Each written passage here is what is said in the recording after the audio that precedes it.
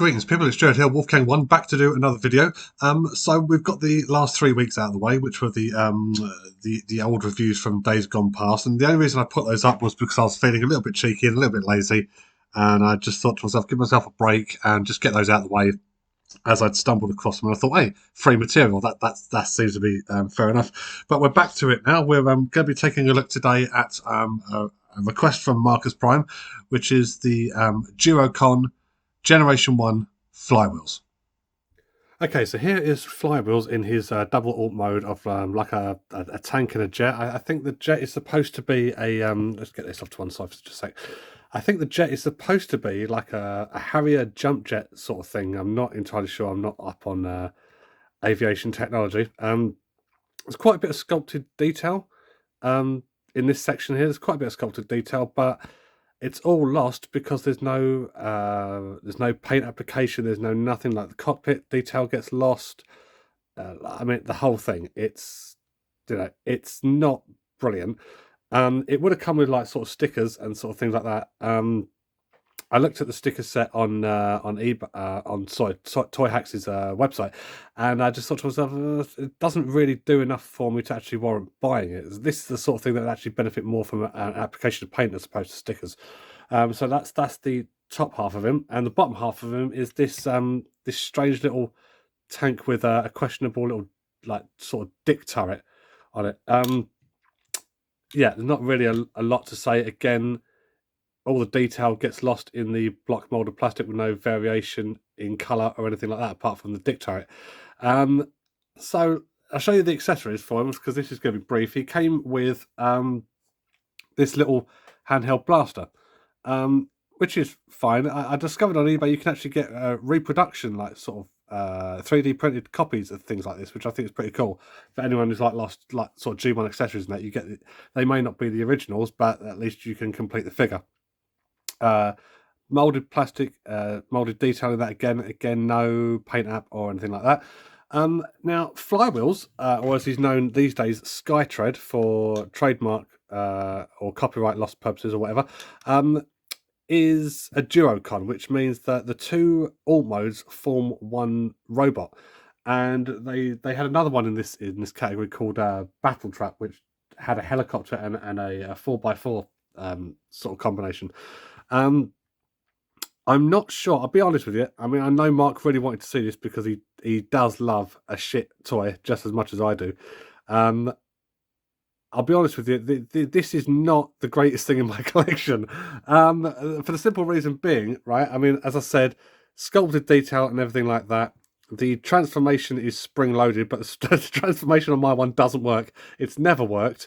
In fact, I kind of feel because the worst thing of this wasn't carded either. This actually came in a little box, like a Transformers box, before they started moving like sort of second like generation pretenders and that to carded figures. And this came in a box, and I can't help but feel that perhaps they've spent more on the actual packaging than they did on this, which is ultimately just a massive piece of shit.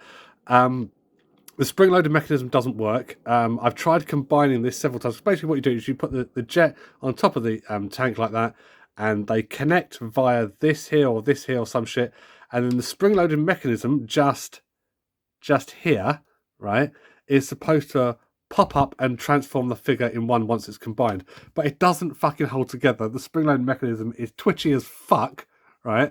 And as a result, if ever I want to combine this, the same way with Battle Trap actually, if I ever want to combine this, I have to fuck around with the two pieces first and then put them together, which is an arseache.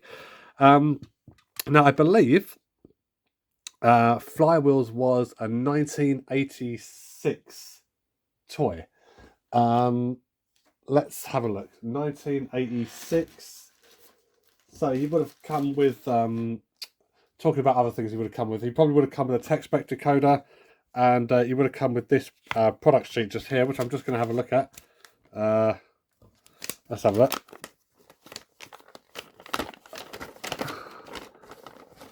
Was he a 1986? No, he wasn't. Okay, so he was probably a 1987, which, you know, by this stage, Hasbro, I mean, you can still see there's a few Dioclones just here in the Autobots and Decepticons and that, but at this stage, Hasbro are pretty much making their own Transformers because they've run out of Dioclone toys, right?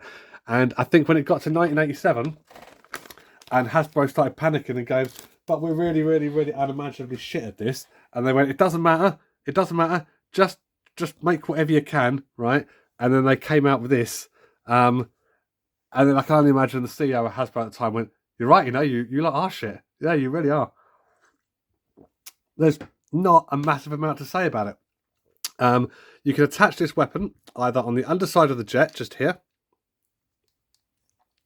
which gives it a really, really awkward looking attack mode.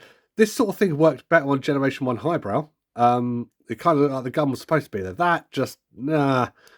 Or you can put this in the little port just there, right? And then you can put this gun on top of the tank, and it kind of hides the dick turret from this angle, but not from this angle, right? And if you're wondering why I'm calling it a dick turret, one obviously the questionable use of purple that they've used to accentuate the turret away from the rest of the tank, right? But it's once he's actually transformed, that it just kind of comes into its own a little bit, the dick turret. So yeah, so to transform it, as I said, because there's fuck all else I can say about this apart from the fact that it's cheap, it's lazy. I mean, yes, I know these were the cheap, like sort of price point entry Transformers for parents who bought these for their kids who, they didn't have a lot of money to spend and that. But you know what? If I was a kid, I'd probably take my chances and went, I know you haven't got a lot of money to spend, Mum and Dad, and I think that it would be a travesty if you actually spent it on this, to be honest. But there we are.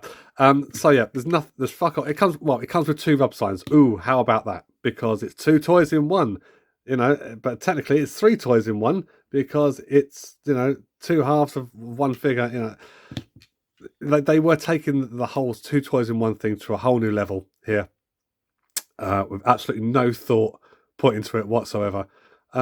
Tank and a jet. All right, make them combine. What if the spring-loaded mechanism doesn't work? It doesn't matter. It's not as if someone's going to be talking about this 35 years down the line and calling us out for our fucking shoddy work. Anyway,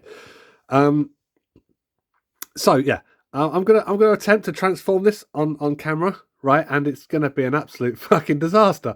Right, so I think you're supposed to put this one here